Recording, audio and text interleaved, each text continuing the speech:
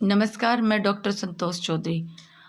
हमारे द्वारा आज आपके लिए वीडियो लाई गई है बीए बीएड फर्स्ट ईयर के बच्चों के द्वारा हिंदी साहित्य का सत्रीय कार्य बनाया हुआ।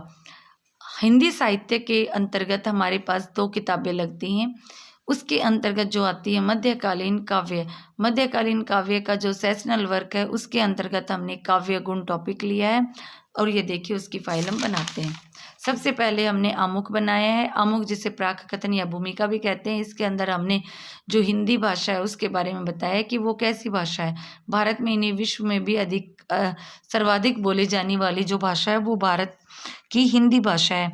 उसके बारे में पूरा बताया गया है। फिर हिंदी भाषा के साहित्य के बारे में बताया कि वो बहुत ही गहराई से उस साहित्य के एक सागर की भांति हिंदी साहित्य है। उसके अंदर जो काव्य गुण लिया गया उनके बारे में बताया गया और फिर इसके बाद इसमें आभार व्यक्त किया गया है।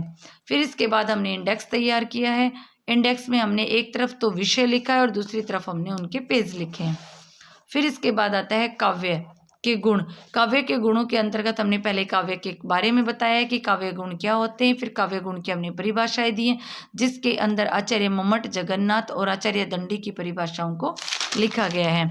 इसके बाद हमारे द्वारा ये मिनिएचर बनाया गया है। मिनिएचर के लिए हमने एक चार्ट को काटा है और उसके बाद उसे आउटलाइन की है और फिर जो भी हमें मैटर इसके अंदर लिखना है उसे लिखा है और फिर इसके ऊपर कवर करते हुए डबल साइड वाले टेप से इसे चिपकाया है। जो हमने मैटर लिखा है वह मैटर हमने लिखा है गुणों की शाखा के जो है जो गुणों की जो संख्या है उनके बारे में इसके अंदर बताया गया है। इसके बाद ये देखिए इसके अंदर आचार्य जो भरत मुनि है उनके द्वारा जो काव्य के गुण बताए गए हैं, यानी 10 गुणों को इसके अंदर बताया गया है। आचार्य भामा के द्वारा क्या बताया गया है, आचार्य भोजराज ने क्या बताया है, मम्मट ने क्या बताया है और पंडित विश्वनाथ के अनुसार क्या है, इन सब का इसके अंदर वर्णन किया गया है। हमारा नेक्स्ट पेज है जिसके अंदर हमने ओजगुण पढ़ाना है। तो ओजगुण से संबंधित जो कविता है उस कविता को हमने इसके अंदर लिखा है। जैसे आपके सामने लिखा गया है, जैसा उसके हृदय में धड़ धड़ धड़ धड़ था वैसे ही उस बाजी वेग पड़ पड़ पड़ था।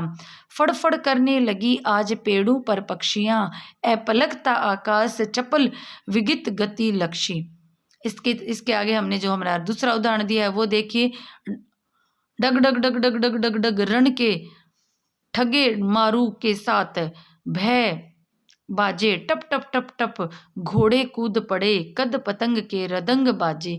इस प्रकार से हमने ये 2 ओजगुण के पहले उदाहरण लिखे हैं और फिर उसके बाद अगले पेज के ऊपर आप ये देखेंगे ओजगुण के बारे में बताया है। ओजगुण किसे कहा जाता है, ओजगुण की प्रमुख परिभाषाओं के बारे में इसमें वर्णन किया है। इसके बाद हमने जो हमारा प्रसाद गुण है उसके बारे में उदाहरण लिखा है। हमारा प्रसाद गुण का उदाहरण है वो देखिए, देखी सुदामा की दीन दशा करुणा करी में करुण निधि रोए, पानी परात को हाथ छुयो नहीं, नैनन के जल से पग धोए। उसके बाद दूसरा है, सिखा दो ना हे मधुप कुमारी, मुझे भी अपना मीठा गान, कुसुम के चुने कटोरों से करा दो ना कुछ मधुपान। इस प्रकार से ये प्रसाद गुण का उदाहरण लिखा है और इसके सामने ये देखिए हमने प्रसाद गुण के बारे में विषय वस्तु लिखी है कि प्रसाद गुण क्या होता है और उसकी प्रमुख विशेषताओं का इसमें वर्णन किया है।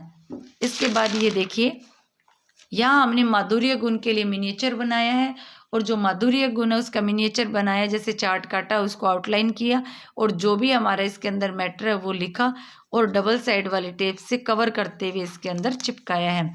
देखिए माधुर्य गुण जो है उसका उदाहरण देखिए, निरक सखी ये खंजन आए, फिर उन मेरे भावन के नैनन इधर मत लाए।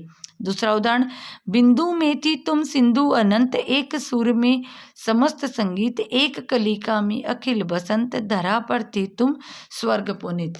इस प्रकार से यह माधुर्य गुण का उदाहरण हुआ। ये देखिए ये माधुर्य गुण के बारे में बताया गया है। माधुर्य गुण की इन विशेषताओं का वर्णन किया गया है।